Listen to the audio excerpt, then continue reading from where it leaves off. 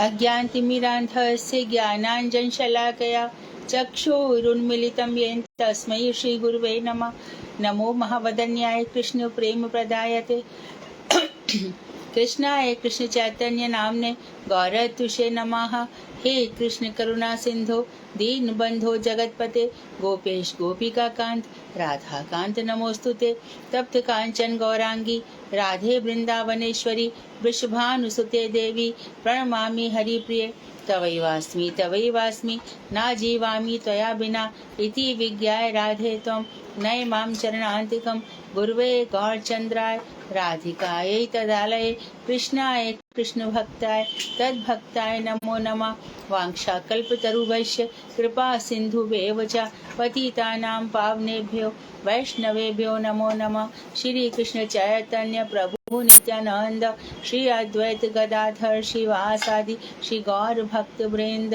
हरे कृष्ण कृष्ण कृष्ण हरे हरे, हरे राम राम राम हरे हरे। मैं सर्वप्रथम मध्य गुरुपाद पद्म परमाराध्यतम नित्य प्रविष्ट ओम विष्णुपाद अष्टोत्तर शतर श्रीमद् भक्ति वेदांत श्री नारायण गोस्वामी महाराज, नित्य प्रविष्ट ओम विष्णुपाद अष्टोत्तर शतर श्रीमद् भक्ति वेदांत श्री बावन गोसाई महाराज के श्री चरण कमलों में असंख्य अनंत कोटि दंडवत प्रणाम कर उनकी अहेतुकी कृपा की प्रार्थना करती हूँ। मैं ग्रंथराज श्री चैतन्य शिक्षामृत तदीय रचयिता ओम विष्णुपाद सच्चिदानंद श्री भक्ति विनोद ठाकुर के श्री चरण कमलों में अपना दंडवत प्रणाम निवेदन कर उनकी अहेतुकी कृपा की भिक्षा करती हूँ।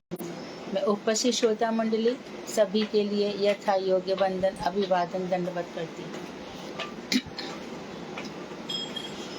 तो हमारा जीव तत्व चला और जीव तत्व के साथ कृष्ण और जीव, तो हम सिद्ध हुआ कि हम जो हैं विभिन्न अंश हैं। हम भगवान के और जो स्वांश हैं वो उनके अवतार हैं और विभिन्न अंश हैं जीव हैं। तो अंश में बताए गए थे सब जितने भी अवतार हैं, कारण अर्णवशाही, गर्भोदशाही, क्षीरोदशाही और विभिन्न अंश में हम। तो ये जीव जैसे सूर्य से किरणें निकलती रही ऐसे हम भी निकलते रहे, लेकिन पहले हमारे सामने थी तटस्थ शक्ति। तटस्थ शक्ति के वहाँ माया का प्रवेश नहीं है, तटस्थ शक्ति के नीचे माया का प्रवेश है, ऐसा हमको बताया गया। जीव और भगवान में यही अंतर है कि जीव क्षुद्र है, छोटा है, कण एकदम छोटा कण है और वो माया के बस में होने के योग्य है। और यही माया जो खुद भगवान से निकलती है, ये माया उनको बस में नहीं कर पाती, भगवान को बस में नहीं कर पाती। तो कृष्ण शक्ति प्राप्त कर नित्य आनंद को प्राप्त हो जाता है। तो उससे जो माया अध्यास जो माया का भ्रम है, कल हमने बताया था कि जैसे रस्सी में सांप का भ्रम हो जाता है, इसी प्रकार माया जो नहीं है, माया जो नहीं है उसको हम माया समझ लेते हैं। तो जैसे ही हमें भक्ति का फल क्या है, भक्ति का फल क्या है? अकाम सर्वकाम निष्काम। हाँ, कोई बता रहा था भक्ति का फल क्या है?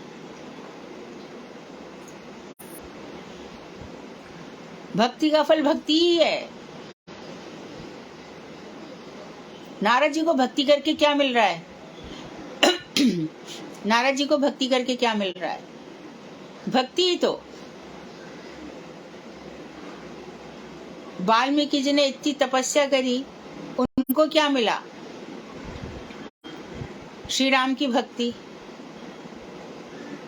तो भक्ति का फल भक्ति ही है, कुछ और नहीं है। तो जो मुक्त जीव हैं, जो भक्ति प्राप्त कर चुके हैं, वो इस जगत में भी आते हैं किस लिए?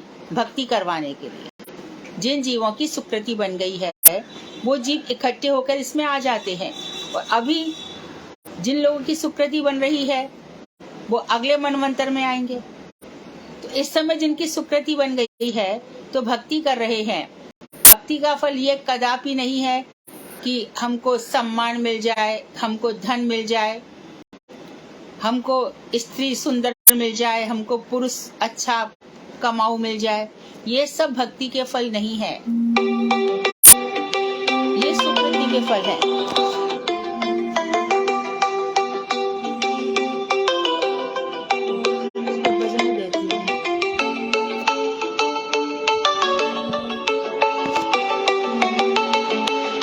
भक्ति का फल भक्ति ही है, कोई और नहीं है। शांडिल्य मुनि ने क्या किया? भक्ति का फल भक्ति ही है, जितने भी हैं।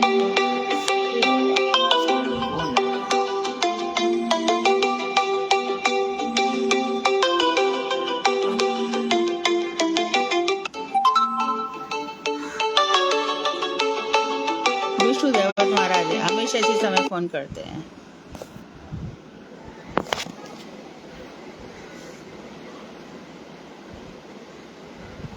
तो भक्ति का फल भक्ति है।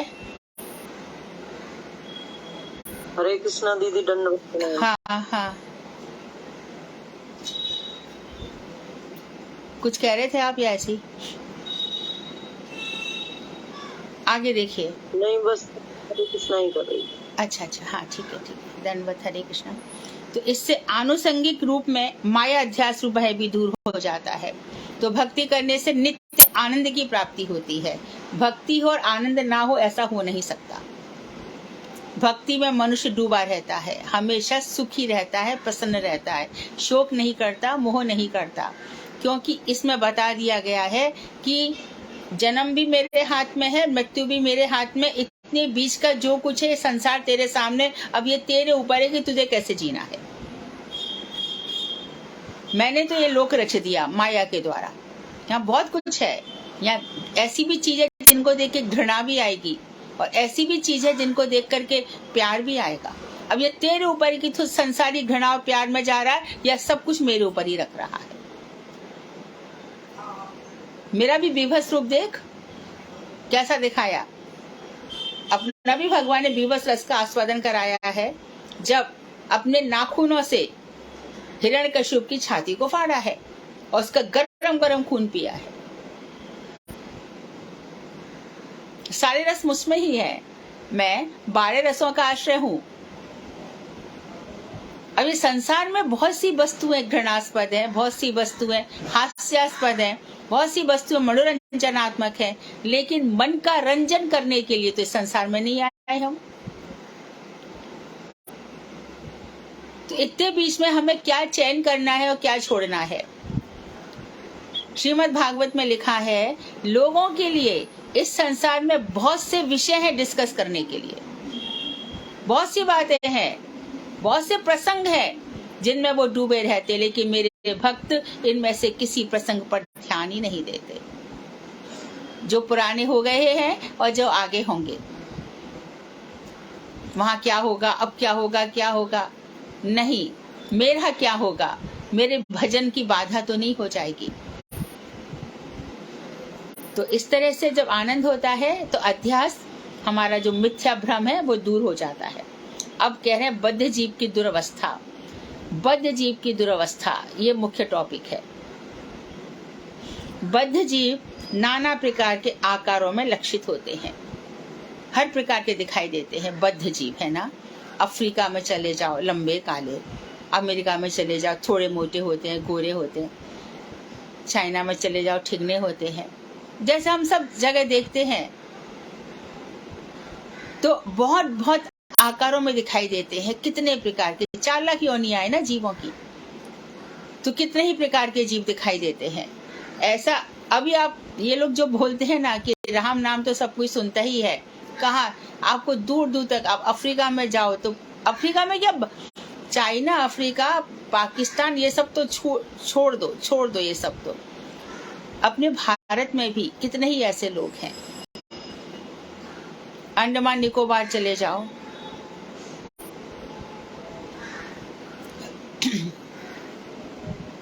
ऐसा होने का कारण है जीवों के अपने अपने कर्म फल ही हैं। क्यों है ऐसा? सब अपने कर्मों का फल भोगने आए हैं, इस इसीलिए मना किया गया है कि ना किसी से प्रेम कर, ना किसी पे दया कर। यही कारण है। बहुत जन्मों से ऐसे कर्म कर रहा था, मानता ही नहीं था। कितनी बार भगवान ने उसको सचेत किया होगा, सुनता नहीं था।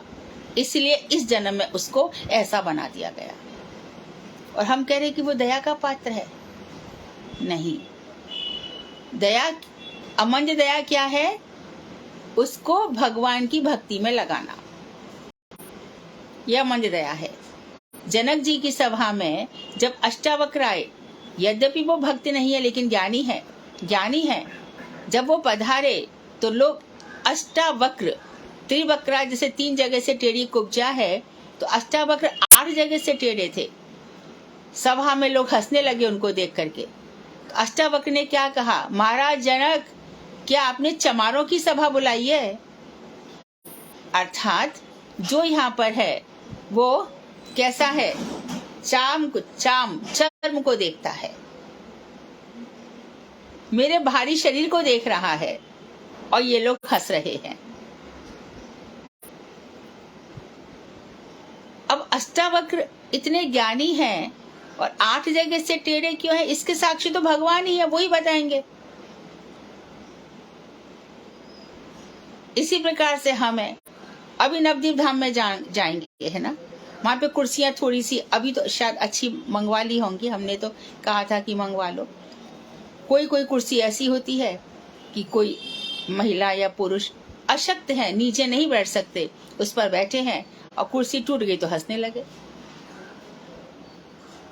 उनकी सहायता के लिए जाना चाहिए। भक्त हैं, कहां कहां से धाम में आए हैं, और हम उनकी मजाक बनाएंगे?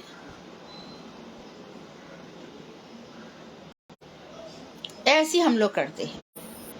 इसलिए कर्म का फल भोगना पड़ता है। ये संसार कैसा है? यहाँ पर योग वशिष्ठ ने इस संसार का एक जरा सी झलक दिखाई ना। यहाँ पे जो बद्ध जीव की कैसी हालत है।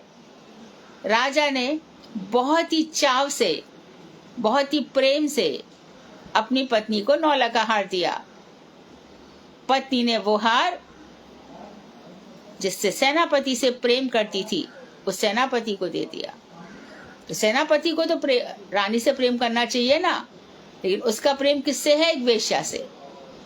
उसने ले जाके वो हार वेश्या को दे दिया। अब वेश्या तो कम से कम सेनापति के साथ तो रहे, लेकिन वेश्या कहाँ पे अटक रही है? राजा के पास। जब राजा वहां पर पहुंचा, पत्नी से दिखा दिया कि हाँ भाई मैं तुझे प्रेम करता हूँ, पहुंचा वेश्या के यहाँ, वहां पे वो 9 लाख का हार देखा तो आश्चर्यचकित हो गया। उसी दिन से उसे संसार से नफरत हो गई। इसी प्रकार से एक राजा राजकुमारी पे मोहित हो गया। राजकुमारी बोली कि अच्छा आप आइए, 3 दिन बाद आइए। तो उस घर में उसने जितना उसका मल मूत्र था सब इकट्ठा करके रख दिया, पोटली में बांध करके। राजा घुसा 3 दिन बाद, बहुत सुंदर, एकदम बढ़िया राजसी वेश में। राजकुमारी ने कहा, ले आ देख, ये मेरा शरीर है।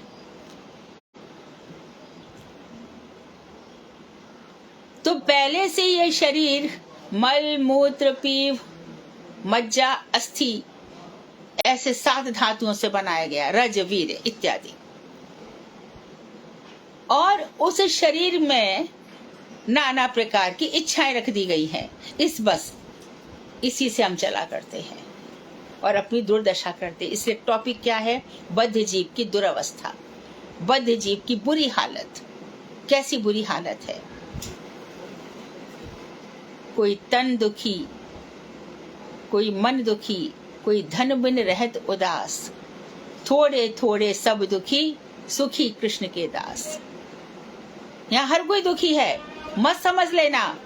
जिसके घर में धन नहीं है वो धन से दुखी है, जिसके यहाँ धन बहुत है उसके यहाँ बच्चे नहीं है, जिसके यहाँ पर बच्चे भी हो गए तो सुनते नहीं है। तो इसलिए भगवान ने जिसको जैसी स्थिति में रखा है उसको वहीं से अपना भजन करना चाहिए। मैं जहां पर जिस सिचुएशन में हूं वहीं से ऊपर उठना है। इसलिए कहा जाता है कि अपने सराउंडिंग में मत देखो कौन क्या कर रहा है, जहां दूसरे को देखा वहां भजन चौपट हुआ। सब अपना कर्मफल भोगने आए हैं, तो मत सोचो कि हमारी दया का पात्र है। जितने भी भंडारे वृंदावन इत्यादि में हुए हैं वो कथा गुरु जी तो सुनाते ही, सब लोग जानते ही हैं कि एक बहुत ही अच्छा ब्रह्मचारी था, लेकिन जब वो किसी के घर पे जब गया तो वहां पे एक अंगूठी रखी थी, उसको चुरा लाया। उसने आके सोचा कि आके गुरुदेव को कहा कि मैं वहां से अंगूठी चुरा, ऐसा क्या हुआ? बोले जरा ये पता लगाओ भंडारा किसने किया। तो जो भंडारा करने वाला था वो चोर था। इसलिए कहा जाता है ना, दूसरों का मत खाओ, भक्त के अतिरिक्त और किसी का ग्रहण मत करो। अपने को बचाना पड़ेगा। ध्यान रखें अपने चित्त को, अपने मन को, अपने शरीर को, अपनी बुद्धि को, अपने पांचों कोशों को, सबको बचाना पड़ेगा।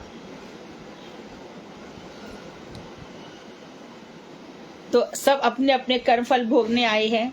जीव का गठन तो शुद्ध चित्त तत्व से हुआ था। उसके गठन में किसी माइक गुण या माइक धर्म का मिश्रण नहीं है। जब जीव तटस्थ शक्ति से निकला था तो उसका जो स्ट्रक्चर था, मन इत्यादि सब बने, सब शुद्ध चित्त तत्व से हुआ था। और उसके गठन में वहां पे तटस्थ शक्ति में माया का प्रवेश नहीं है, तो माई गुण था ही नहीं। यदि हम ऐसा मान लें कि जीव का गठन माइक धर्म से हुआ है, तो इस तरह के विचार में मायावाद स्थान ग्रहण कर लेता है, अर्थात इससे मायावाद स्वीकार का दोष उपस्थित होता है। तो हम समझ लें कि भैया तटस्थ शक्ति पे ही माया थी, तब तो फिर मायावाद जिसकी हम बार बार बुराई कर रहे हैं वो मायावाद यहाँ इकट्ठा हो जाएगा। हम तो कह रहे हैं तटस्थ शक्ति पे जीव मात्र शुद्ध था। फिर से कह रहे हैं जीव वास्तव में शुद्ध चित्त वस्तु है, परम चेतन चित्त वस्तु के कण हैं हम। संदिनी संवित इलाहदिनी, संवित ज्ञान शक्ति, चित्त शक्ति। भगवान अपनी चित्त शक्ति के आश्रय से, चित्त शक्ति के सहारे से सारी शक्तियों का संचालन करते हैं। अपनी स्वरूप शक्ति चित्त शक्ति का त्याग कभी नहीं करते, और उन्हीं की चित्त शक्ति हम जीव हैं। हम भी चित्त कण हैं, परम चेतन कण हैं।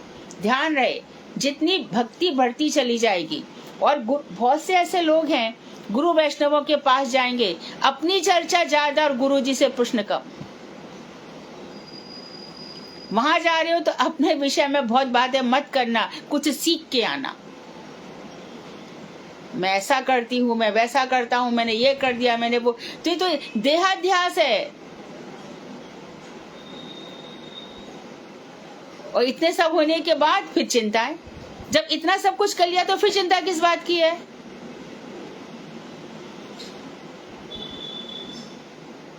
अपना गुरु वैष्णवों पे दंभ मत दिखाना। मैं ये कर देता हूँ, मैं वहां प्रचार करता हूँ, मैं वहां पे ये सब मत करना कभी भी। वहां सीख के आना। वेदांत का प्रथम सूत्र है अथा तो ब्रह्म जिज्ञासा, ब्रह्म के लिए जिज्ञासा करो, जहां धर्म अर्थ काम मोक्ष सब समाप्त हो जाते हैं। और योग क्षेमम वहामिहम, इस बात पे विश्वास होता है कि भगवान योग क्षेम मेरा वहन कर रहे हैं। उनको मुझसे मेरी ज्यादा चिंता है, मुझसे भी ज्यादा। तो वास्तव में जीव शुद्ध चित्त वस्तु है, तथा चित्त धर्म से उसका गठन हुआ है। उसके मन बुद्धि चित्त अहंकार सब शुद्धि बनाए गए हैं। वह भी केवल उस अवस्था में ही जब वह कृष्ण दास स्वरूप अपना स्वधर्म भूल जाता है। तो जैसी वो इस स्वरूप में आता है कि मैं कृष्ण का दास हूँ, वो अपने चित्त स्वरूप की प्राप्ति कर लेता है। और जब इसको भूल जाता है तो माया का दास हो जाता है, या तो कृष्णदास या माया दास। दो ही प्रकार के जीव जी रहे हैं संसार में। हमारे जितने भी महात्मा हैं, महाभागवत हैं, महागतो येन सा पंथा। रास्ता कौन सा है? महाजनागता येन सा पंथा, महाजन है ना। तो रास्ता कौन सा है? कितने सारे रास्ते हैं, कौन से रास्ते से जाऊं? एक ही उत्तर है, जिस रास्ते से महापुरुष गए हैं। ये महापुरुष कौन है? जिनका वेदों में वर्णन है, जिनका पुराणों में वर्णन है, जिनका उपनिषद में वर्णन है। ये जो नए नए आए हैं, इनका क्या? अरे ये वाचाल है, वाचाल, खाली बोलना जानते हैं, यहाँ वहां से घुमा फिरा करके ऐसी ऐसी बातें कहेंगे, ऐसे ऐसे स्टाइल में कहेंगे कि हम आकर्षित हो जाते हैं। देखे तो सही, वो जो कुछ बोल रहा है, क्या वैदिक में हम भगवान को प्राप्त करना चाहते हैं? ये बात हमें किसने बताई? वेदों ने, पुराणों ने, भागवत ने, रामायण ने, उपनिषद ने। लेकिन वो इनका ही विरोध करेगा और अपने हिसाब से भगवान का रास्ता बताएगा। अरे वो ऐसे नहीं है, दुर्योधन भी तो सही था, वो भी तो अपना हक मांग रहा था।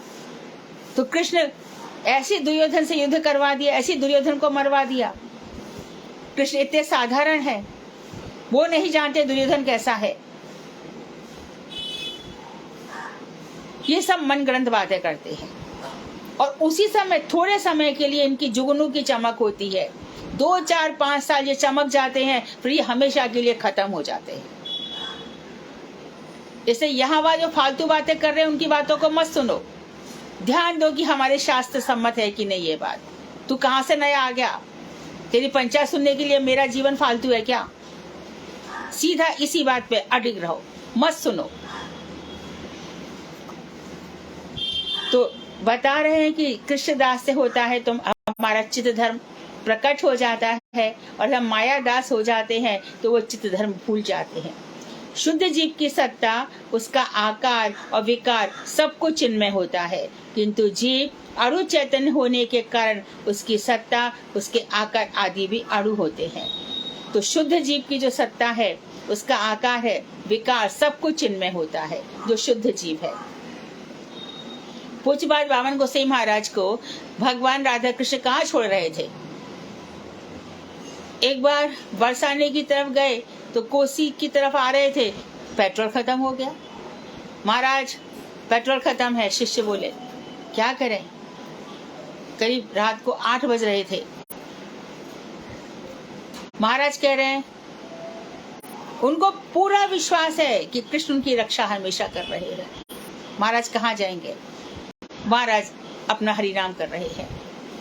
इतनी देर में एक बालक लालटेन लेकर के आ जाता है। बोले क्यों नहीं गाड़ी चल रही है? बोले पेट्रोल खत्म हो गया। बोले अच्छा पेट्रोल तो हमारे पास है। वो पेट्रोल के नाम पर, उस समय इतना सुविधा नहीं थी पेट्रोल की, घास लाइट, मिट्टी का तेल ये मिलता था। उसने वही ला करके गाड़ी में डाल दिया और गाड़ी धक्का-धक चल गई।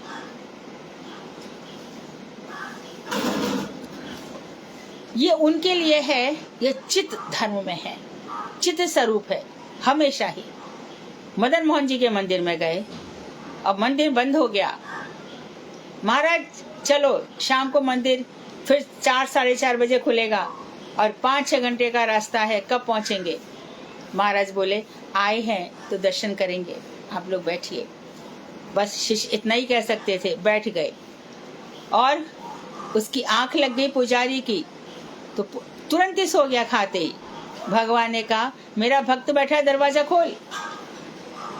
बामन महाराज आए हैं, देखा कौन? आप बामन महाराज है। दर्शन खुल गए। ये चित्त धर्म और चित्त गठन है। अब ये मत कहना चाहिए हमारा क्या होगा। हमें भी भजन करना होगा, अभ्यास करना होगा, अगले जन्म बचाने होंगे। वो बहुत बड़े साधक हैं, राग मंजरी है, गुरुदेव रमण मंजरी है। हम उनकी होड़ कैसे कर सकते हैं? उनकी तुलना कैसे कर सकते हैं? हम उनके पीछे पीछे चल सकते हैं, उनकी शिक्षाएं ग्रहण कर सकते हैं। हमारे पास, हम में से किसी के पास कोई और रास्ता है ही नहीं। तो जीव अणु चेतन होने के कारण उसकी सत्ता और उसके आकार छोटे छोटे अणु हो जाते हैं। इसलिए जब जीव मायाबद्ध होता है तब सबसे पहले माया निर्मित मनोमय लिंग देह जीव के शुद्ध आकार को आच्छादित करता है।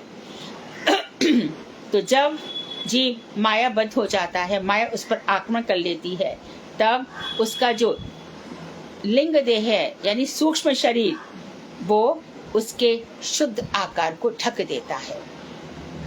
कल भी बताया था ना, प्याज की परत पे परत खुल जाती है, तो माया की परत पे परत खुल जाती है। तो जिसका शुद्ध चित्त है उस पर माया का पर्दा पड़ जाता है और अपने वो शुद्ध स्वरूप को भूल जाता है। इसलिए भगवान बार बार कहते हैं तू अपना मन दे दे मुझे, क्योंकि मन पर ही ये माया आक्रमण करती है।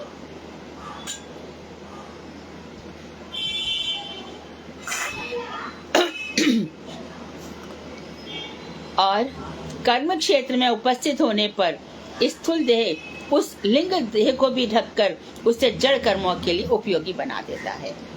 और फिर पहले तो माया ने क्या किया, मन को ढक दिया। अब मन ने क्या किया, वो कर्म क्षेत्र में प्रस्तुत हो गया, काम करूंगा, और इस तरह से कर्म करते करते उसकी स्थूल देह उस लिंग देह को भी ढक देती है और बस वो इस जड़ जगत को सत्य समझ लेता है, माइक जगत को सत्य समझ लेता है और कर्म करता रहता है। सच्ची बात कहो तो शास्त्रों में क्या कहा गया है, गधे की तरह काम करता है। गधे की तरह क्यों कहा गया? गधा घास खाता है ना, और उसके ऊपर कितना वजन लदा होता है। गर्मी में सब घास सूख जाता है और गधा मोटा हो जाता है। क्या समझता है, अरे मैंने तो कितनी सारी घास खा ली और मैं पुष्ट हो गया। जाड़ों में पतला हो जाता है जबकि उसने घास खाई नहीं है और वहां घास को देखता है। इसी तरह से हम सच्चाई से दूर पड़ जाते हैं, एकदम अलग हो जाते हैं। इस माइक जगत को ही सत्य समझ लेते हैं। ये मेरा बेटा, मेरी बेटी, मेरी सास, मेरे ससुर, मेरा पति, मेरी पत्नी, ये सारे, और उनके लिए कर्म करते रहते हैं। मैं उनको बहुत खुश रखने का प्रयास करती हूँ, फिर भी मेरा भजन नहीं हो रहा। क्या वो भक्त हैं क्या जो भजन का आशीर्वाद वो नहीं दे सकते? भजन तो वैष्णवों की सेवा से ही आएगा। वंचना करनी पड़ेगी, चतुर बनना पड़ेगा, स्मार्ट।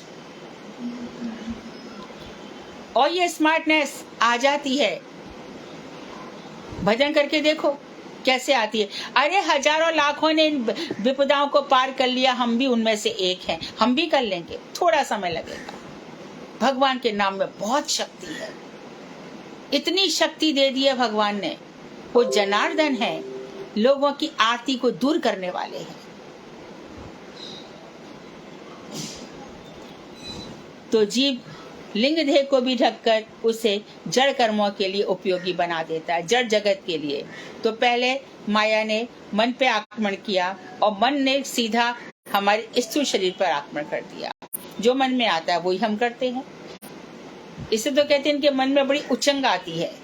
क्या होता है, फिर स्थूल शरीर उन्हीं कामों में लग जाता है। मन को पहले धैर्य से शांत रखो। जितना मन कंट्रोल में रहेगा, वाचो वेगम मनोवेगम, वाणी के वेग को शांत करो फिर मन के वेग को शांत करो। याद रहे कि शुद्ध स्वरूप को ऊपर से ढकने वाले स्थूल और लिंग शरीर माइक विकार है, आत्म स्वरूप नहीं। तो हमारे चित्त स्वरूप को जिसने ढक लिया है, ये स्थूल शरीर जो बाहर है, लिंग शरीर, मन बुद्धि चित्त अहंकार सब्टल बॉडी जिसको कहते हैं, ये माया के विकार हैं। आत्मा तो शुद्ध ही है। आत्मा को तुम मानो चाहे नहीं मानो, वो तो शुद्ध है। हम उसके स्वरूप तक नहीं पहुंच रहे हैं।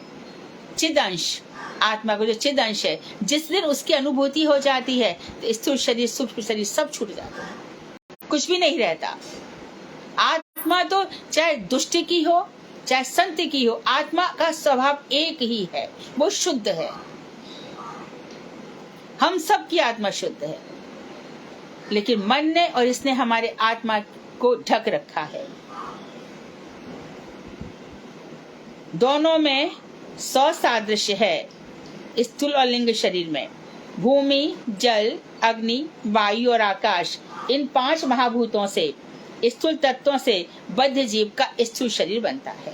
ये हमारा शरीर 5 भौतिक है, तथा मन बुद्धि और अहंकार, इन 3 लिंग तत्वों से लिंग शरीर गठित होता है। जब ये दोनों आच्छादन, कवर, जो हमारी आत्मा को पहले सूक्ष्म शरीर ने ढका, फिर स्थूल शरीर ने ढका, तो जीव माया से मुक्त हो जाता है। जैसी समझ में आ जाएगा, फिर माया के बंधन में कौन पड़ता है, फिर माया क्या कर लेगी। बहुत जल्दी ज्ञान हो जाता है, बचपन से ही ज्ञान हो जाता है, तब तो व्यक्ति विवाह इत्यादि कहो तो भाग जाता है, ब्रह्मचारी बन जाता है। और यदि ब्रह्मचारी बन करके वहां पर यदि उसको धन का लोभ हो गया, स्त्री का लोभ हो गया, तो फिर वो वापस घर पर आ जाता है, फिर वही सब करने लग जाता है। तो गुरुदेव जी तब कहते थे, अरे तुम लोग जितना धन संग्रह करते हो हमको दे दो, हम तुमको देंगे। क्यों कहते थे ऐसा? शुद्ध हो जाएगा, धन से इसकी बुद्धि बिगड़ना चाहे। फिर भी बहुत से लोग मानते नहीं है, उन लोगों को धन दे देंगे, उन लोगों को रिझाएंगे, उन लोगों को प्रभु जी प्रभु जी प्रभु जी करके सारे टाइम। अरे भक्ति उनसे, यदि तुम सचमुच उनसे प्रेम करते हो, सचमुच प्रेम करते हो, तो उनसे प्रश्न पूछो।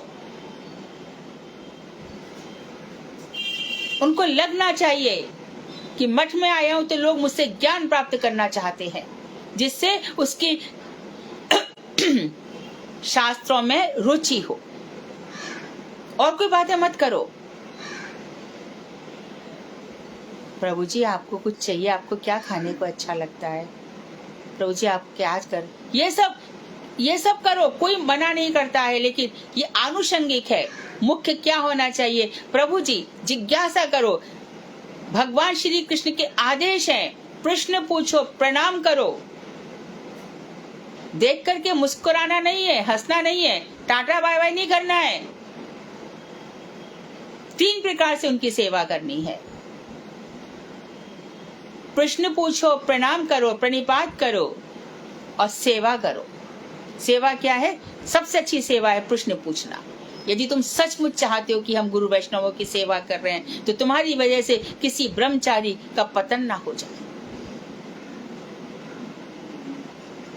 उनसे भी वही माइक जगत की बात है, बेचारा अच्छा खासा भजन करने आया था, घर चला जाता है।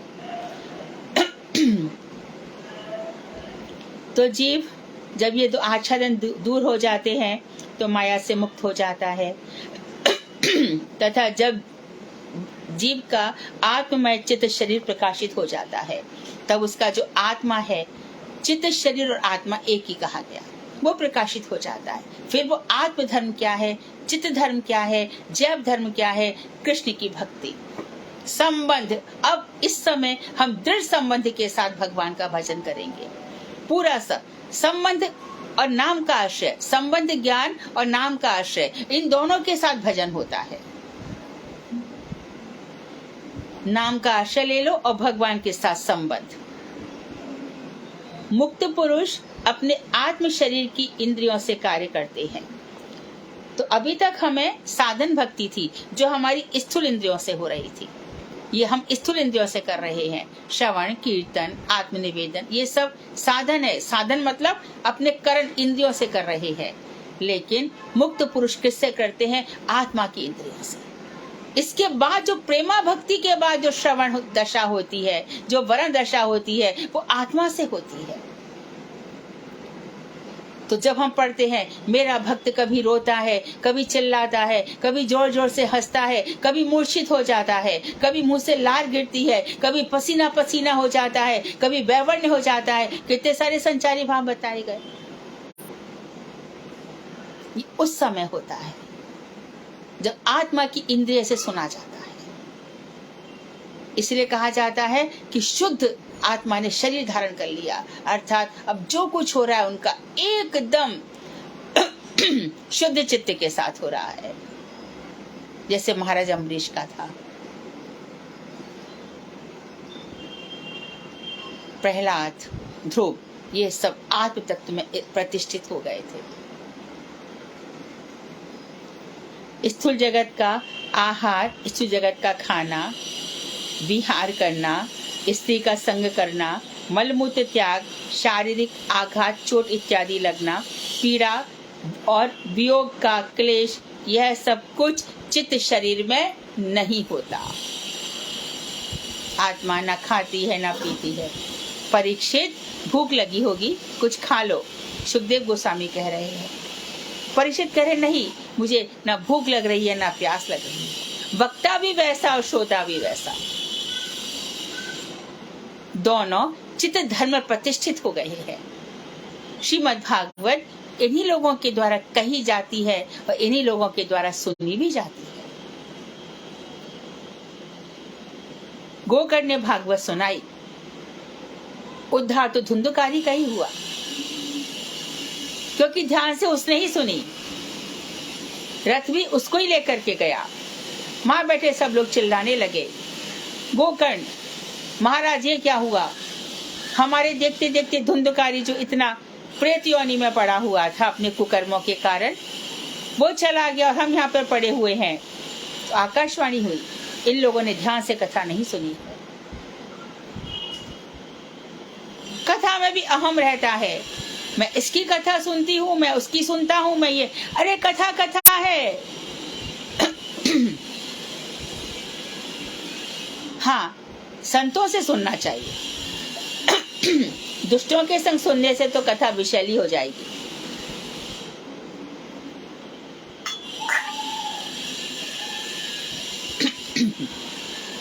वो विषमयी हो ही जाएगी।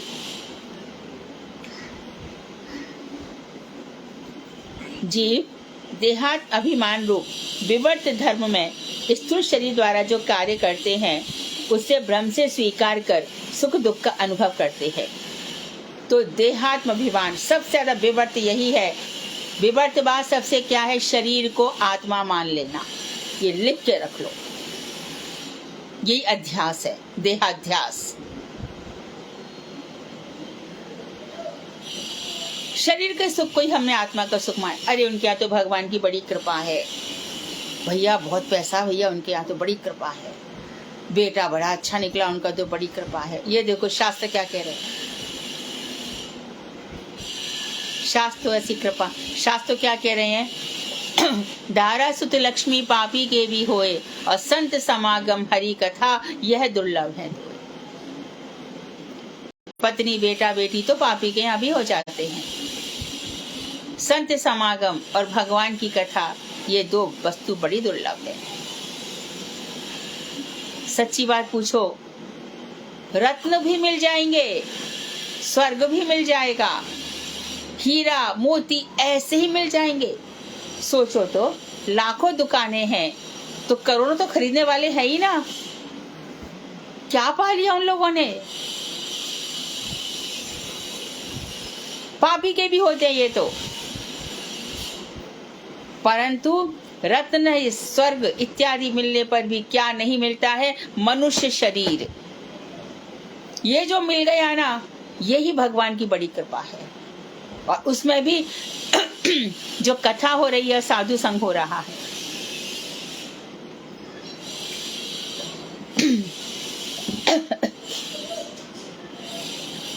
तो सबसे बड़ा विवर्तवाद क्या है? शरीर को आत्मा मान लेना। तो इसके लिए फिर हम क्या करते हैं? चित्त धर्म को छोड़ करके विवर्त धर्म में प्रतिष्ठित हो जाते हैं और स्थूल शरीर द्वारा जो कार्य करते हैं उसी को हम भ्रम से स्वीकार कर लेते हैं और सुख दुख का अनुभव करते रहते हैं।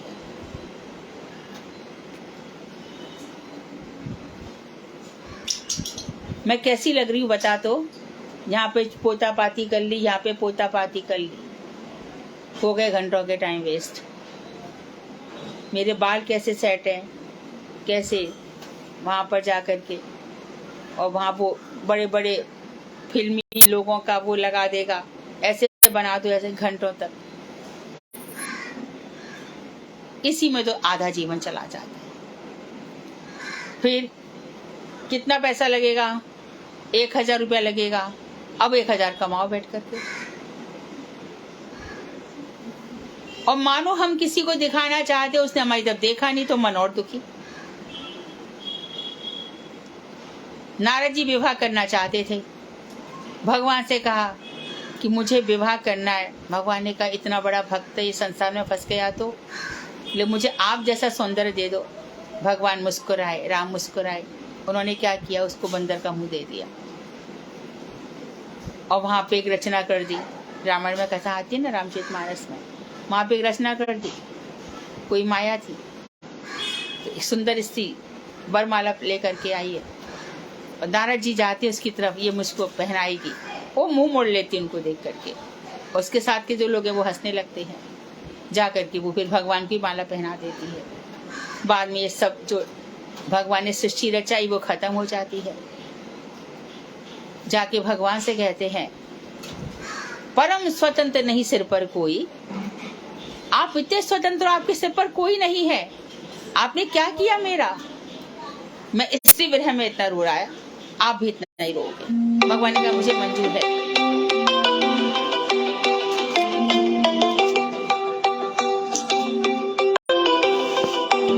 भगवान ने कहा मुझे मंजूर है, मुझे स्वीकार है, मैं ये सहन कर लूंगा, परंतु अपने भक्त को मैं इस माइक संसार में नहीं जाने दूंगा। तो इस तरह से जीव विवर्त धर्म में स्थूल शरीर द्वारा जो कार्य करते हैं उससे भ्रम से स्वीकार कर सुख दुख का अनुभव करते हैं, सुख और दुख को मानते हैं। मुक्त पुरुषों के संबंध में और भी एक गुण रहस्य यह है, वह यह कि मुक्त होने पर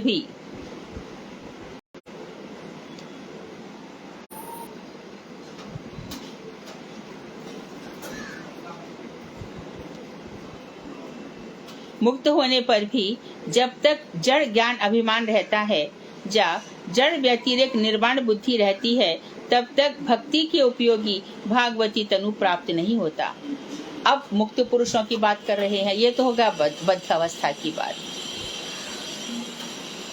चक्रवर्ती परिवर्तनती सुखानी च दुखानी च, दुख जैसे चक्र चलता है ऐसे दुख सुख चलते रहते हैं।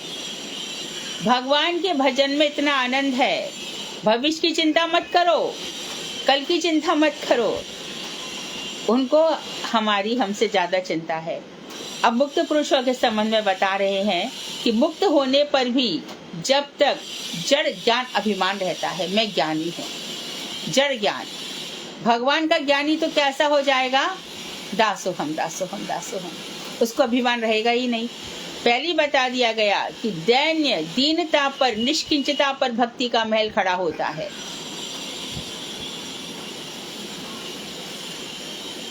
हम गए संत के पास, हमको लग रहा है संत है, अरे हमारे पास समय नहीं है भाई, अरे हमारे पास ऐसा नहीं है भाई। वो अच्छी बात है कि हम स्वयं सोचेंगे कि भैया संत का भी तो बेचारे का सुबह से उठता है, इनको भी तो आराम चाहिए, हम भी ऐसे समय पर नहीं जाएंगे, परंतु ऐसे समय पे जाएं कि जहाँ वो हमसे थोड़ी हमारी जिज्ञासाओं को शांत कर सकते हैं, और वो हमसे टेढ़ा टेढ़ा बोले तो कैसे होगा?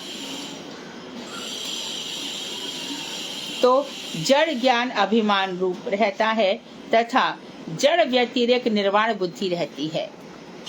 जड़ निर्वाण बुद्धि की मैं रिजर्व हो गया, मैं एकदम सतोगुण में स्थित हो गया, अब मेरी कोई रिश्तेदारी नहीं है, मुझे कुछ फर्क पड़ेगा ही नहीं। एक रिश्तेदार एक बच्चे से बोलता है कि अरे भैया तू खूब आगे बढ़, बच्चा उससे प्रश्न करता है मेरा आगे बढ़ना आप सह पाएंगे? बच्चा भी इस बात को जानता है। तो ये जड़ अभिमान रूप जो बुद्धि रहती है, तब तक भक्ति के उपयोगी भागवती तनु प्राप्त नहीं होता। तो उसमें भी जड़ अभिमान रहेगा तो भक्त जो भागवती तनु है, जो चिन्मय देह है, वो प्राप्त नहीं होगी। जड़ता जब तक रहेगी तब तक चिन्मयता नहीं रहेगी।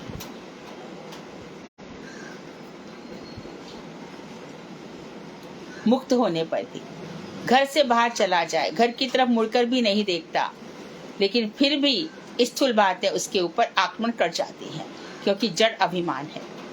भक्त साधु संग के फल स्वरूप जो गौड़ मुक्ति दशा उपस्थित होती है, साधु संग के फल स्वरूप साधु संग होता है तो क्या हो जाता है?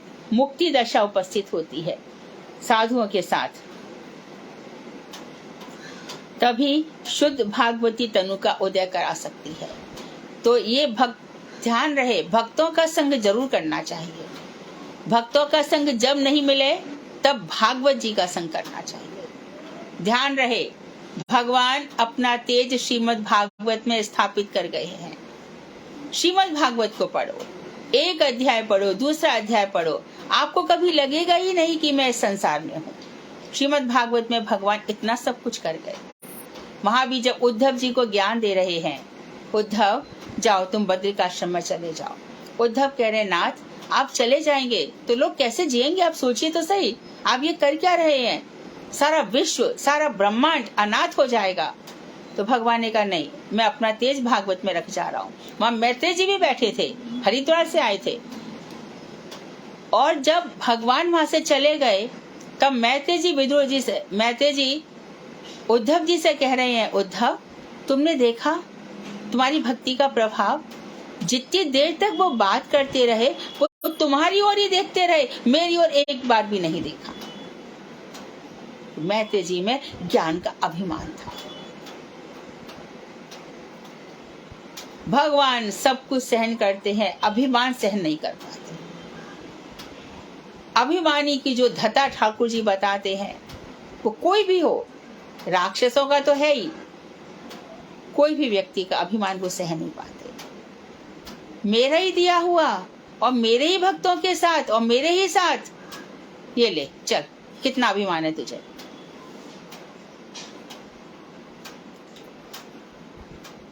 तो साधु संग से सही शुद्ध भागवती तनु का उदय हो सकता है। आगे कह रहे हैं, ज्ञानी जनों के संग से जो मुक्ति होती है वह यथार्थ मुक्ति नहीं, मुक्ति का अभिमान मात्र है। ज्ञानी क्या कहेगा, ब्रह्म ब्रह्म ब्रह्म। अरे ब्रह्म तो भगवान की प्रतिष्ठा है, अंग कांति है, उनका ऑरा है। जैसे सूर्य को हम देख नहीं रहे हैं, उनके आंख नाक कान, लेकिन सूर्य का प्रकाश सब जगह दिखाई दे रहा है। ऐसी भगवान है जो ऑरा है। सूर्य के प्रकाश को हम धूप कहते हैं और भगवान के प्रकाश को हम ब्रह्म कहते हैं। ब्रह्म प्राप्ति, हम ब्रह्मलोक तक ही रह जाएंगे, वहां सेवा सुख नहीं है। घूमते रहो ऐसे ही, पड़े रहो। मानो एक पत्थर हिमालय पर्वत का बन भी गया, सबसे ऊंचा है, लेकिन क्या लाभ है, लाभ क्या है। इसी प्रकार से हमको मानो ब्रह्मलोक मिल भी गया, हमें प्राप्ति क्या होगा, सेवा सुख बिल्कुल जीरो है। सेवा सुख है ही नहीं, किसकी सेवा होगी। आप धूप की क्या सेवा करोगे। उठते हैं तो सूर्य पर हम लोग, है ना, बहुत से जो सूर्य के भक्त हैं सूर्य पर जल चढ़ाते, अर्घ्य चढ़ाते हैं, तो जानते हैं कि सूर्य है, उसकी चमक है। और जो खाली ब्रह्म ही को मानते हैं, ब्रह्म के पीछे जो भगवान है उनको नहीं मानते, उनका क्या हाल होगा। वो मुक्ति नहीं है, बल्कि मुक्ति का अभिमान है। यह भी जीवों के लिए मात्र दुर्गति है। मुक्ति का अभिमान, ब्रह्म का दर्शन, ये जीव की और भी बड़ी दुर्गति है, क्योंकि उसने अपना जीवन इसी में ही निकाल दिया। अहम ब्रह्मास्मि, अहम ब्रह्मास्मि, अहम ब्रह्मास्मि, अहम ब्रह्मास्मि, मैं ब्रह्म हूँ, मैं ब्रह्म हूँ, इसी में अपना पूरा एक मूल्यवान जीवन निकाल दिया। किसी ने पैसा कलेक्शन करने में ही निकाल दिया, किसी ने मेरी इज्जत हो, मेरी इज्जत हो, इसी में निकाल दिया। कोई अपना प्रभाव दिखाने के लिए यहाँ लेक्चर देगा, वहां लेक्चर देगा, इसी में निकाल दिया। किसी का जीवन पूरा राजनीति में ही चला गया। देश मेरे हिसाब से चलेगा, किसी का विरोध करने में चला गया। ऐसे कितने ही बद्ध अवस्था में जीवन की दुर्गति हो जाती है। तो ये भी उन्होंने दुर्गति बताई, जड़ अभिमान कि मैं ज्ञानी हूँ। यहाँ संक्षेप में जीव का शुद्ध स्वरूप, बद्ध स्वरूप और मुक्त स्वरूप, इन विषयों की आलोचना की गई है। जीव का शुद्ध स्वरूप अर्थात तटस्थ शक्ति पे जीव शुद्ध ही होता है, उसका मन भी शुद्ध होता है, उसका शुद्ध चित्त भी होता है, और हम फिर से इस अवस्था को प्राप्त कर लेंगे। हमने पहले भी बताया है कि हर जीव का एक शुद्ध स्वरूप है। जब तक माया के बंधन से वो नहीं हट जाएगा, तब तक वो अपने शुद्ध स्वरूप को प्राप्त नहीं कर सकेगा। मैं ज्ञानी हूँ, मेरा बड़ा प्रचार हो रहा है, मेरा बड़ा नाम हो रहा है, मेरा बड़ा यश हो रहा है, मेरे लाखों फॉलोअर्स हैं, ये सब भी सब जड़ अभिमान है। तो जीव का शुद्ध स्वरूप और फिर बद्ध, किस तरह से वो माया के बंधन में बंध जाता है। माया के बंधन में बंधकर क्या क्या बताया, वो आहार विहार, स्त्री संग, दुख, रोग आदि। आदि मतलब कहते हैं मानसिक रोगों को, और व्याधि किसको कहते हैं, शारीरिक रोगों को। कोई तो पूछ रहा था कि आध्यात्मिक आध्यात्मिक आध्यात्मिक विकार है दैहिक, दैहिक दैविक भौतिक। तो आधि दैविक आधि भौतिक तो स्पष्ट ही है, आध्यात्मिक दैहिक को कहते हैं। दैहिक में दो प्रकार के हैं, आधि मानसिक रोग, फ्रस्ट्रेशन, डिप्रेशन, अवसाद, कुंठा, एंजाइटी, ये सब मानसिक रोग हैं जो भक्तों को नहीं होते। क्यों नहीं होते? क्योंकि उसका अपना कुछ है ही नहीं। कृष्ण जैसे रख रहे हैं वैसे रह रहे हैं, उसका तो काम हरि नाम जपना है। ऐसा करेंगे मेरे साथ, मुझे घर से निकाल देंगे, निकाल दे, चल निकाल दे, बैठिए घर के बाहर। 2-4 घंटा बाद उसको खुद को ही नींद नहीं आएगी, ये मैंने क्या कर डाला।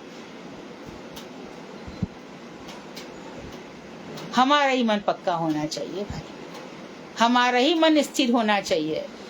अनाथ नहीं कोई यहाँ, त्रिलोकी नाथ साथ हैं, दयालु दीन बंधु के बड़े विशाल हाथ हैं। आने तो दुखों को देखेंगे वो क्या कर रहा है हमारे लिए, क्या फर्क पड़ता है। ज्यादा लाडले हो जाएंगे हम, ज्यादा प्यार करेगा वो हमसे। तो शुद्ध स्वरूप बताया, बद्ध स्वरूप बताया और मुक्त स्वरूप। मुक्त स्वरूप में भी बताया कि मुक्तयापि, जो मुक्त पुरुष हैं वो भी विग्रह धारण करते हैं, जैसे शुकदेव गोस्वामी इत्यादि।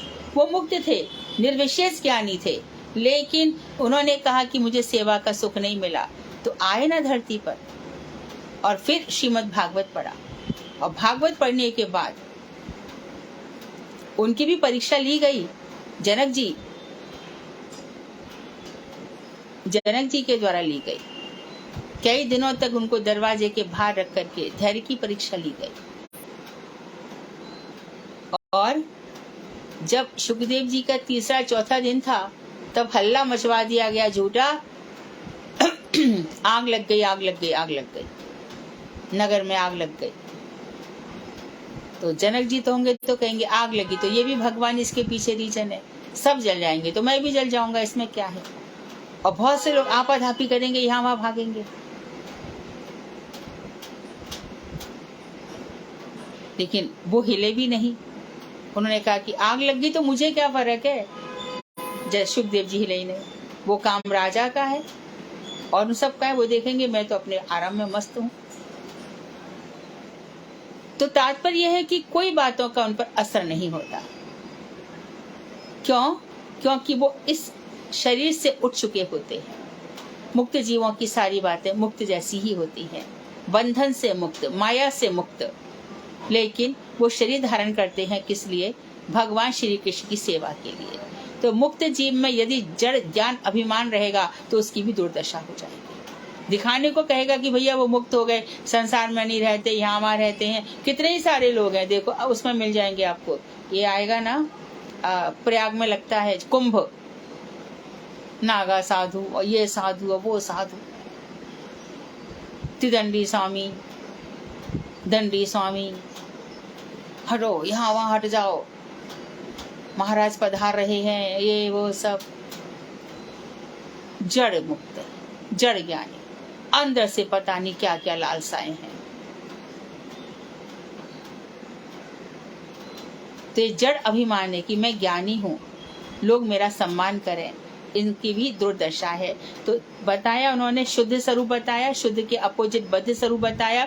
इन दोनों के बीच में जो मुक्त स्वरूप है, यदि उसको भी जड़ ज्ञान है और जड़ ज्ञान का अभिमान है, देहाध्यास है, तो उसका भी कोई कल्याण नहीं हो सकता। तो इन विषयों की आलोचना की गई है। जीव के कर्तव्य अकर्तव्य का विचार अन्यत्र किया जाएगा। जीव का क्या करना चाहिए, जीव को क्या नहीं करना चाहिए, वो हम आगे बताएंगे। तो आज प्रसंग को स्टॉप करेंगे, क्योंकि हम गौड़िया वैष्णव हैं। हम हमारे प्रभु जी, हमारे भगवान, हमारे आचार्य, हमारे गुरु अचिंत्य भेदाभेदवाद की बात करते हैं, शक्ति परिणामवाद की बात करते हैं, विवर्तवाद की बात करते हैं, तो वो सिद्धांत भी हम ऐसे ही सीख लेंगे सरल सरल भाषा में। वो शब्द बड़े बड़े लगते हैं, लेकिन जब देखा कितने सरल होते हैं। ये इतने सिद्धांत, मैं सच कह रही हूँ, अच्छे अच्छे तुम लोग जाओ, अच्छे अच्छे लोगों को भी नहीं आते जो भक्ति विनोद ठाकुर ने बताए हैं, और तुम लोग पढ़ रहे हो। बहुत सरल भाषा में बताए उन्होंने।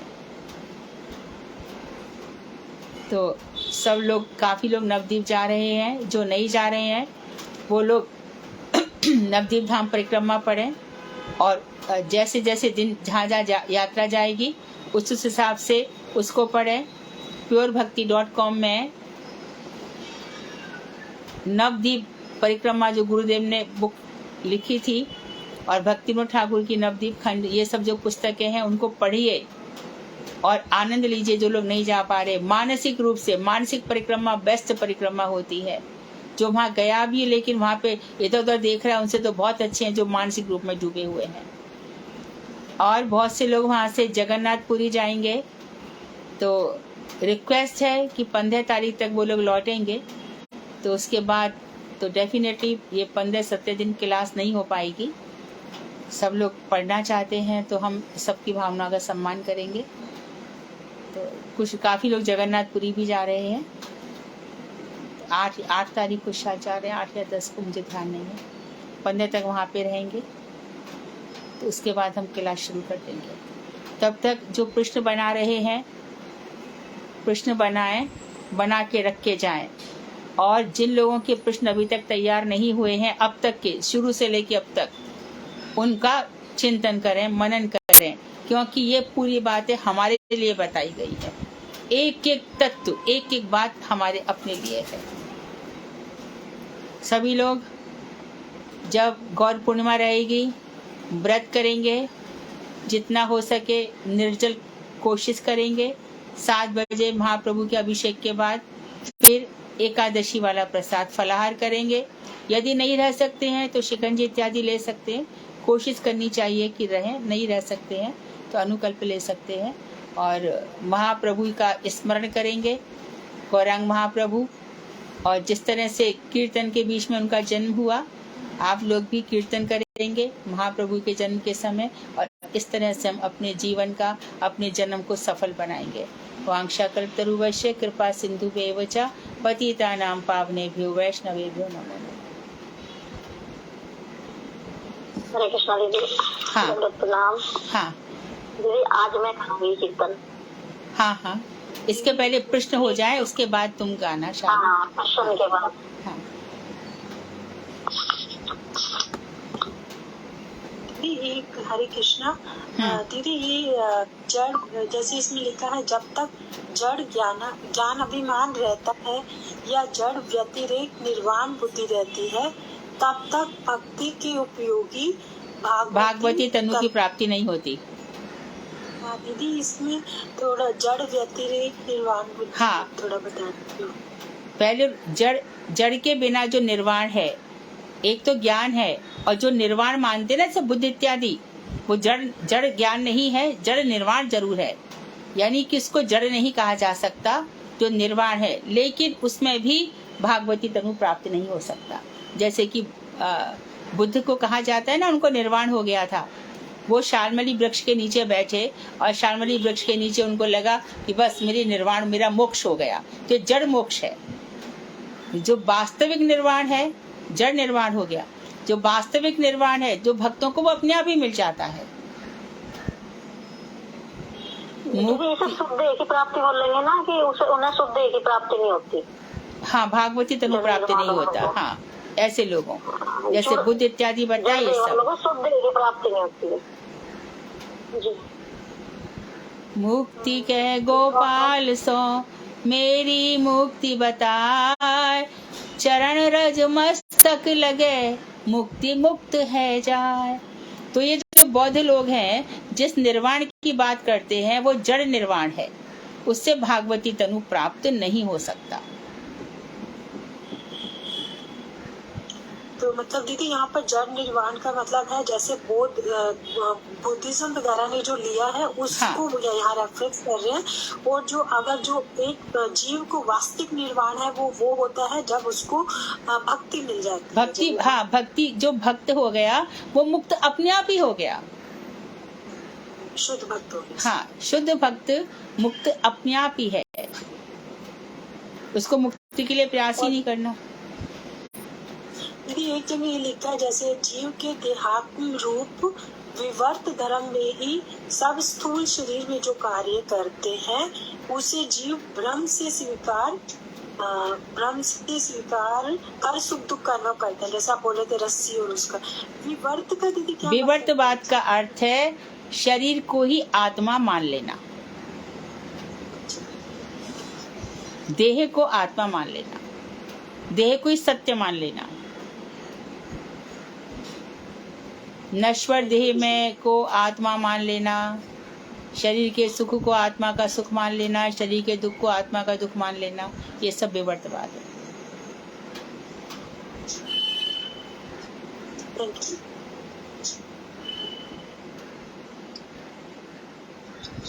हरे कृष्ण दीदी, दंडवत प्रणाम। हाँ दीदी, जैसे अभी आप कथा बोल रहे थे तो ध्यान पूर्वक तो मैं श्रवण कर रहा था, लेकिन जैसे ही आपका बीच में सेलफोन रिंग हुआ तो ध्यान मन पूरा सेलफोन पे ही कॉन्सेंट्रेट कर गया, वो कथा पे कर ही नहीं रहा था।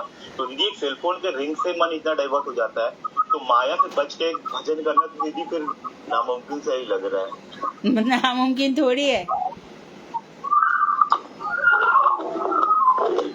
नामुमकिन बिल्कुल भी नहीं है। ये नर शरीर जरूर नामुमकिन है, ये जो मिला है, बाकी चीजें मिलती रहेंगी, हर जन्म में सब कुछ मिल जाएगा, डिस्टरबेंस, आहार, निद्रा, भय, सब कुछ मिल जाएगा।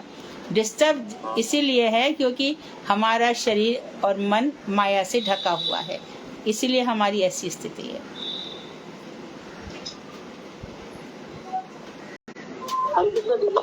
हाँ फिर तो हम तो विवर्त धर्म में जी रहे, क्योंकि हम अभी अपने शरीर को ही आत्मा माने हुए बैठे हैं। हमें तो ऐसी फीलिंग हो ही नहीं रही है ना, तो ये कैसे दूर होगी? हाँ, ये ज्ञान से अभी ये बताया ना, इसी से अब आज से हम बिल्कुल सीख जाएंगे कि शरीर के सुख दुख का मेरी आत्मा पर कोई असर मैं होने नहीं दूंगा, होने नहीं दूंगी, ऐसे रहेगा। मैं तो अब ज्ञान हो गया ना, ये सब शरीर का है, ये शरीर तो एक दिन चला जाएगा, आत्मा कभी नहीं मरेगी। आत्मा जो शुद्ध चित्त शरीर है वो हमें उसकी प्राप्ति के लिए ही ये जन्म मिला था कि तुम अपने शुद्ध स्वरूप को पहचानो। तुम ये शरीर नहीं हो, तुम आत्मा हो। लेकिन ये बुद्धि से तो हम जैसे मान लें कि हम शरीर नहीं है, हम आत्मा है, क्योंकि शरीर मर जाता है तो तुम कभी नहीं मरोगे, तुम्हारा शरीर मर जाएगा। हाँ जी। अच्छा दीदी, ये पता भी है कि शरीर मर जाएगा? हम कथा में सुनते हैं कि हम शरीर नहीं, हम आत्मा है, लेकिन ये फीलिंग हमारे अंदर कैसे जागृत हो जाएगी? हाँ, ये तो भजन से होगी, भजन से होगी, नाम जप। हाँ, ये नाम जप से हो जाएगा, जरूर होगा। हमें मालूम तो है ना कि सूक्ष्म शरीर क्या है, स्थूल शरीर क्या है, फिर हम चिदंश आत्मा में, आत्मा का ध्यान करना ही चाहिए। और तुम लोगों को एक बात भी पता होनी चाहिए कि जब नारद जी देखने गए भगवान श्री कृष्ण को 16,000 रानियों के साथ, तो उन्होंने देखा कि भगवान श्री कृष्ण 4 बजे उठते हैं और अपना ध्यान करते हैं। अच्छा, ये भी भागवत में लिखा है।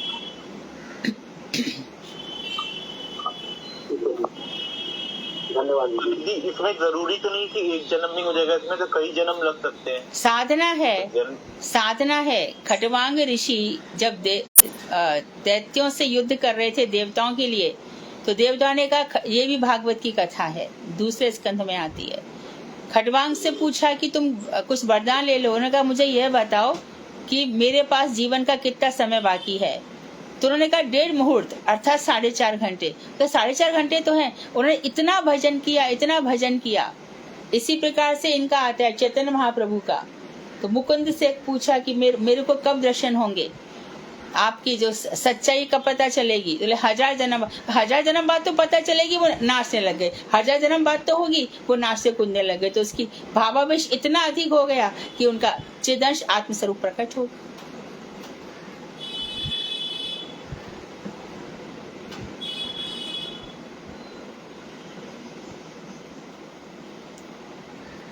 श्रीमद् भागवत पढ़ा करो सब। हाँ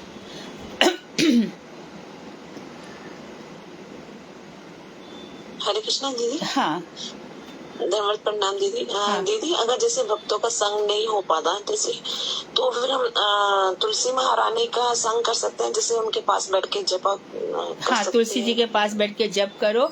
और भक्त संग नहीं तो ग्रंथ संग, ये गुरुदेव का आदेश है। जी जी जी जी।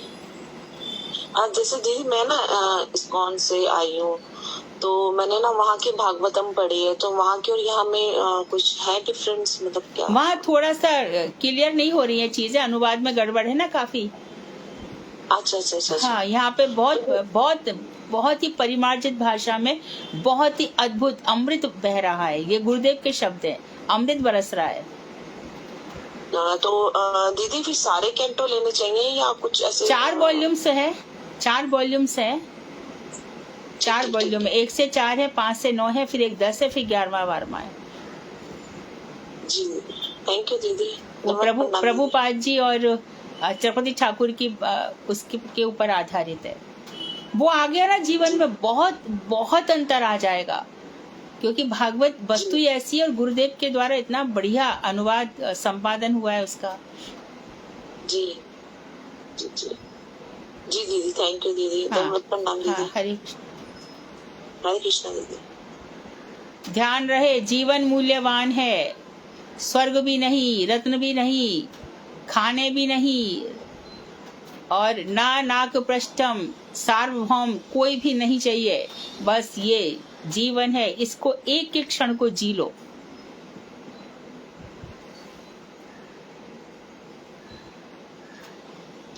ध्यान रहे, तुम ये शरीर नहीं हो, तुम आत्मा हो। अर्जुन, ऐसा कभी नहीं था जब तुम नहीं थे, ऐसा कभी नहीं था जब मैं नहीं था। यही संधिनी शक्ति है। सत्ता, तेरी भी सत्ता है, मेरी भी सत्ता है, मेरी भी चित्त सत्ता है, तेरी भी चित्त सत्ता है। मुश्किल ये है कि तू भूल जाता है। बहुनाम जन्मनान्ते ज्ञानवान प्रपद्यते माम। बहुत जन्मों के बाद कोई ज्ञानी मुझे प्राप्त करता है। ये तो गीता में है। तो कई जन्म तो निकल गए, अब नहीं। अब लो नसानी, अब ना नसे। तुलसीदास जी ने कहा है, बहुत बहुत मैंने नष्ट कर लिया, अब नष्ट नहीं होने दूंगा।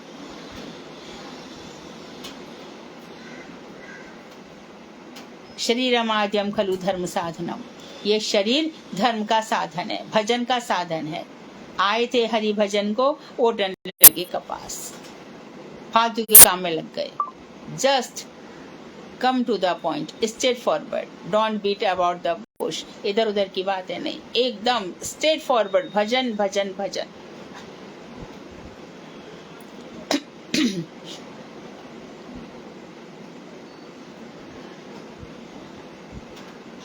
और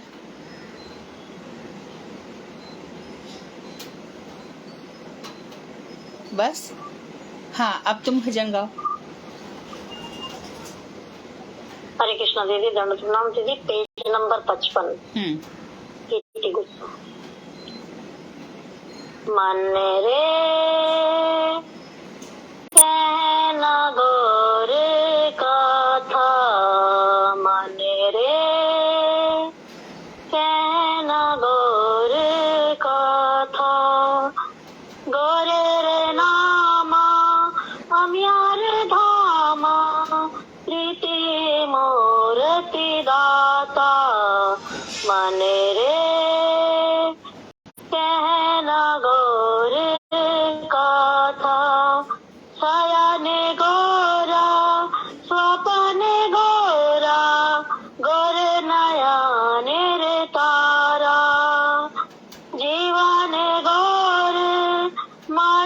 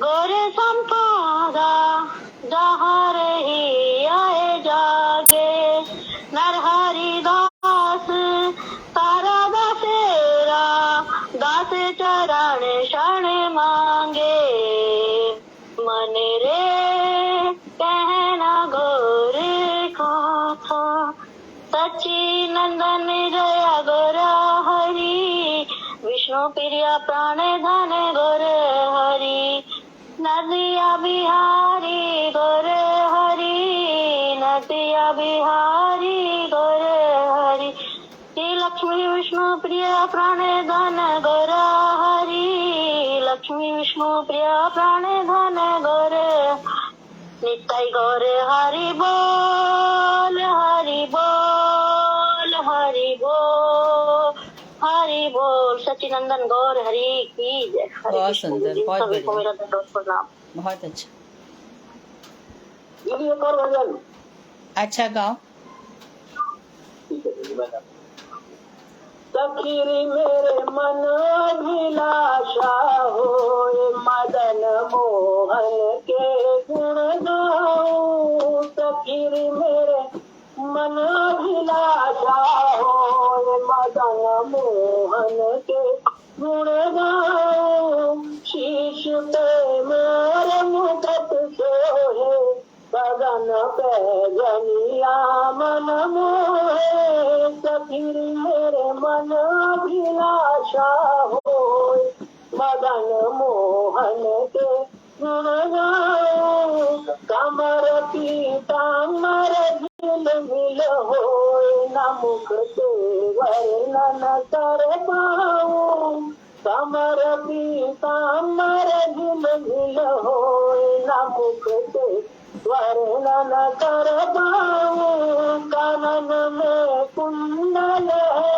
आला गले में जयंती माला कानन में कुंडल है आला गले में जयंती माला अधर मुरली गरिला रे मोह सुनो तो मन में सुख पाऊं अधर मुरली गरिला रे मोह सुनो तो मन में सुख पाऊं सखीरी मेरे मन अभिलाषा होए मदन मोहन के गुण गाऊं गिरत मुख पे डाली डाली चाल मोहन की मतवाली लत मुख पे डाली डाली चाल मोहन की मतवाली जहाँ जाए से दर्शन हो बता दो गैल कहाँ जाऊं जहाँ जाए से दर्शन हो बता दो गैल कहाँ जाऊं सखीरी मेरे मन अभिलाषा होए मदन मोहन के गुण गाऊं ये नटवर रात बिहारी रे संग विष भानु दुलारी रे ये नटवर रात बिहारी रे संग विष भानु दुलारी रे प्रबल जीवन मेरे देते हो युगल चरणन में सिर नाऊं सफल जीवन मेरे देते हो युगल चरणन में सिर नाऊं सखीरी मेरे मन अभिलाषा होए मदन मोहन के गुण गाऊं हरे कृष्णा कृष्ण कृष्ण हरे हरे हरे राम राम राम राम हरे हरे जय राधे वृंदावन बिहारी लाल की जय हो। बहुत सुंदर, बहुत। गुरुदेव को यह भजन बहुत प्रिय था। हाँ, ये गुरु जी को सबसे प्रिय भजन लगता है। हाँ, वांछा कल्पतरुवैश्य कृपा सिंधुवेव च पतितानां पावनेभ्यो वैष्णवेभ्यो नमो नमः। कृपया जो लोग प्रश्न भेज रहे हैं वो लोग प्रश्न भेज दें, प्रश्न भेज दें। जो लोग बनाते हैं, भारती, अनुराधा, जो लोग भी प्रश्न बनाते हैं प्रश्न भेज दीजिए। हाँ, हरे कृष्णा। हरे कृष्णा।